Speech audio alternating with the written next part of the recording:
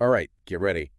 We're about to jump into a fascinating world today. Oh, I'd say so. We're tackling two of the most influential, and I'd say, yeah, pretty controversial books about power and strategy. Hmm. We've got The Art of War by Sun Tzu and The Prince by Machiavelli. Two classics. Our listeners have sent in some amazing sources on these books, Great sources. and they're really curious about how they compare and contrast. Makes sense. They're both so powerful, but in such different ways. Yeah, it is interesting, right? Absolutely. Like, on the surface, they might seem worlds apart. Totally different worlds and times. But when you really dig in, When you get down to the nitty-gritty. you find some surprising parallels. And some stark differences, too. Yeah, it's almost like trying to compare a samurai sword Okay. and a Renaissance rapier. Interesting comparison. They're both deadly weapons, Oh, yeah. but they're designed for different fighting styles. Different philosophies, too. Yeah, philosophies, for Yeah. sure. And that's what makes this deep dive so interesting, right? Oh, absolutely. So let's start with their enduring relevance. Okay. Sounds good.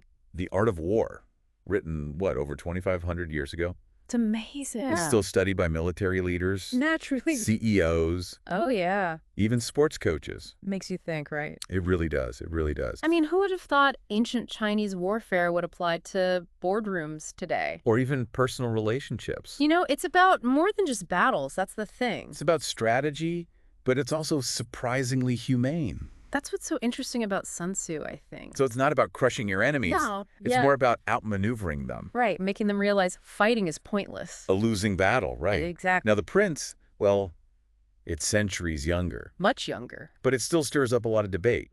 Oh, for sure. Is it a guidebook for dictators? Some would say so. Or is it more of a cynical critique of tyranny? It's fascinating, right? How it can be interpreted in so many ways. It really is. It really is. Makes you think Machiavelli was a pretty clever guy.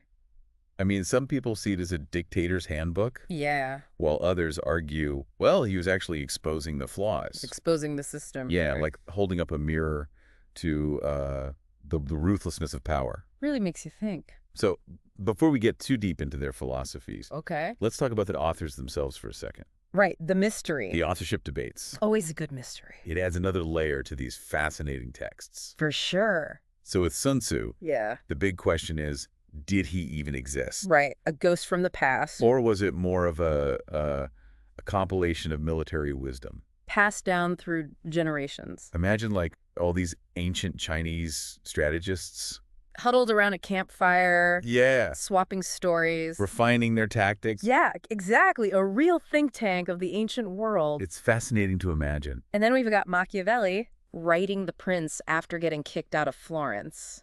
Exiled. Yeah, talk about motivation. Was he genuinely trying to, advise rulers on gaining power? Or was there something more to it? A hidden agenda? Maybe a little jab at the Medici family? The ones who exiled him? The very same. You have to wonder if he was, I don't know, hoping to spark a revolution. Or at least make the powerful sweat a bit. Fascinating to think about. Isn't it? History's full of these little mysteries. But regardless of who wrote them or their true intentions, Right. these books both offer incredible insight into human nature. You really do.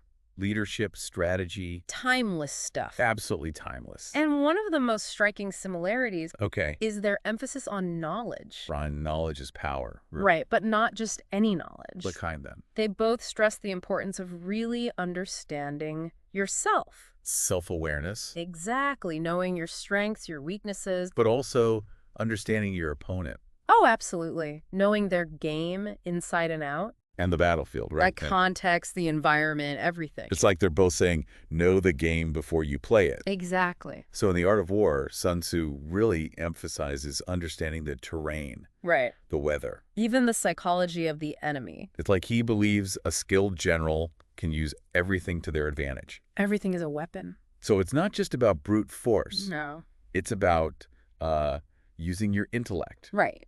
Cunning, strategy. Outsmart your opponent. That's the Sun Tzu way.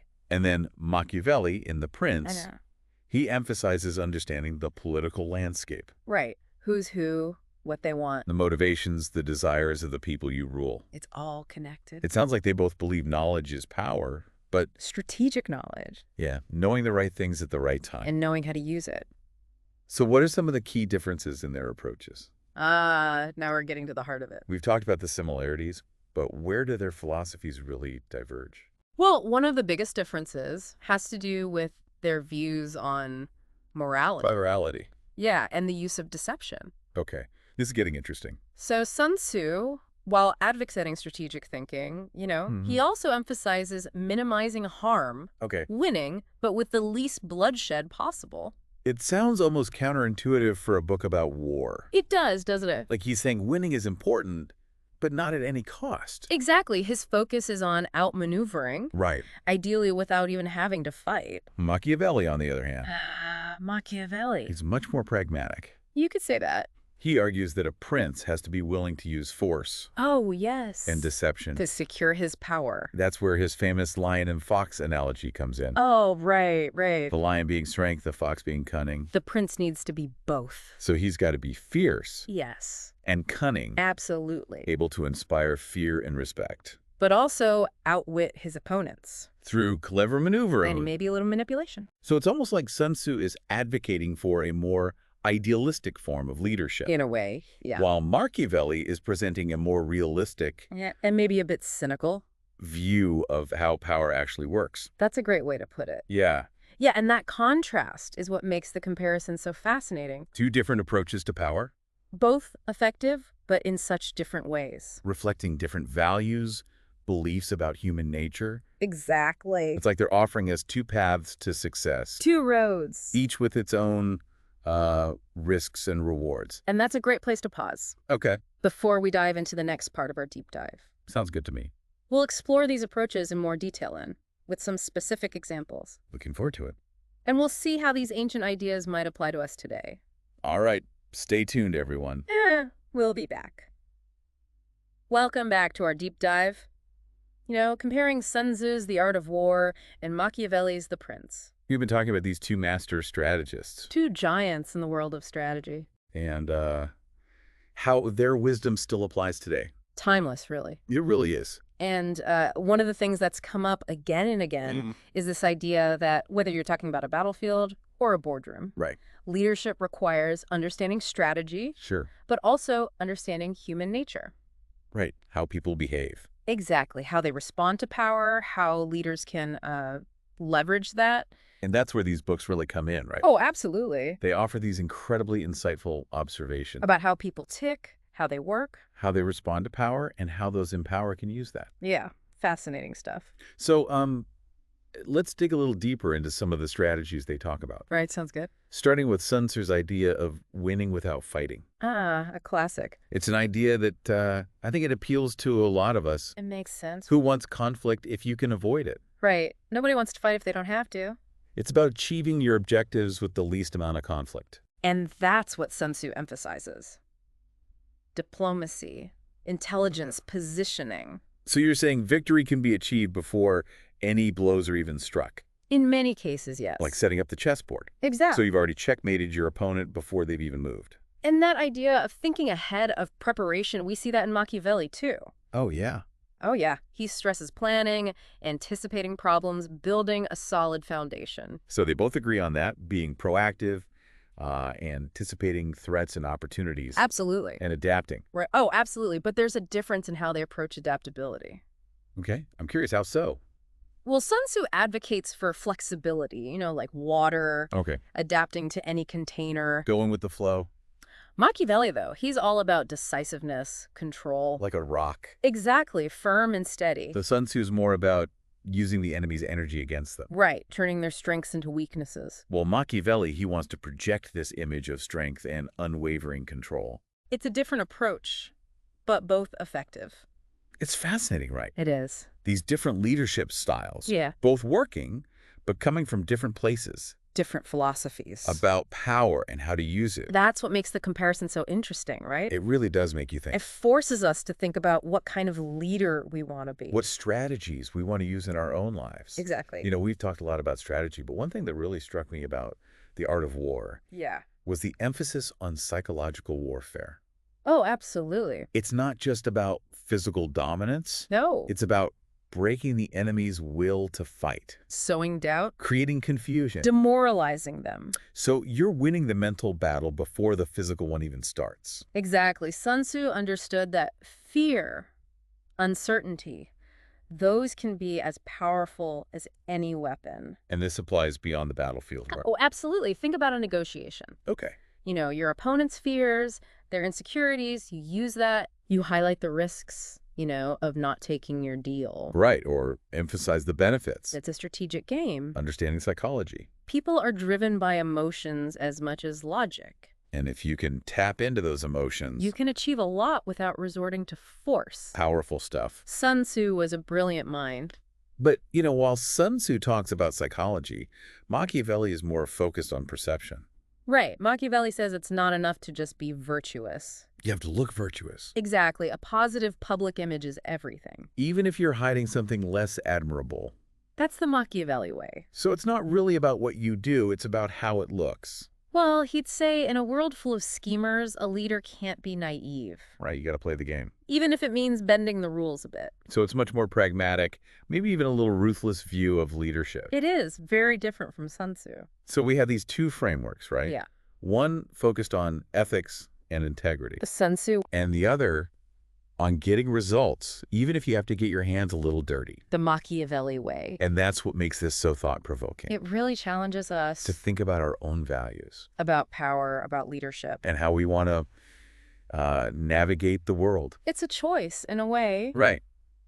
Do we want to be the wise leader, inspiring loyalty? Or the cunning strategist, the one who gets things done no matter what? And that's a great question to think about. It is. As we move to the final part of our deep dive, as we wrap up our deep dive into The Art of War and The Prince, I'm realizing, these books aren't just about ancient history or battles. Right. They're about power dynamics in our own lives. You got it. Whether you're leading a team at work, Sure. negotiating a big purchase, or even just dealing with family. It's all about power, in a way. The principles in these books. They can help us understand all that. And one of the big takeaways for me has been this tension between, idealism and pragmatism. It's a constant struggle, isn't it? It is. Trying to do the right thing. But also getting things done. Exactly. With his focus on minimizing harm. Right. Winning through wisdom. He's got that ethical side. It's almost like a utopian vision of leadership. Yeah, very idealistic. And the Machiavelli. Right, Machiavelli, he's all about results. Even if it means being a little ruthless. He's the pragmatist. A more grounded view, I guess you could say. Definitely. It's like they're offering us different tools. For different jobs. That we get to choose which one to use. Depending on the situation, the stakes. Right. And our own ethics. Exactly. It's not about picking one and sticking with it forever. It's more about understanding both. Knowing the nuances. And adapting them to our own lives. Exactly. Think of it this way. Okay. Sun Tzu gives you the tools for building a strong team. Loyal, cooperative. That's essential for any leader. Whether you're running a company. Or a family. Creating that culture of respect. Where everyone feels valued. And Machiavelli's insights. Yeah. They're more useful when the stakes are high. Like a tough negotiation. Yeah, a big business deal, you need to understand the power dynamics. The motivations, the consequences. You got to be strong, confident, ready to make the tough calls. But it's a fine line, right? It is. There's a difference between being cunning and being manipulative. So Machiavelli's approach, it comes with some ethical baggage. You could say that. You got to be careful. Make sure your actions align with your own values. And that brings us back to our main theme. The balance. Between strategy. And ethics. It's not enough to just be effective. We have to think about the impact of our actions. On others. On the world around us. Long-term consequences. And that's why these books are so valuable, right? They make us confront these questions. They make us think. About power, about leadership. They help us develop our own philosophy. For dealing with the challenges of life. They're frameworks for better decision-making. Not just strategically, but ethically, too. So keep exploring these ideas. Yeah. Read those passages that spoke to you. Apply the principles, see what you learn. Because leadership isn't about following rules. It's about finding your own way. One that reflects your values and your goals. Learn from Sun Tzu, learn from Machiavelli. But chart your own course. Well said. Thanks for joining us on this deep dive, everyone. We hope you enjoyed it. And we'll see you next time.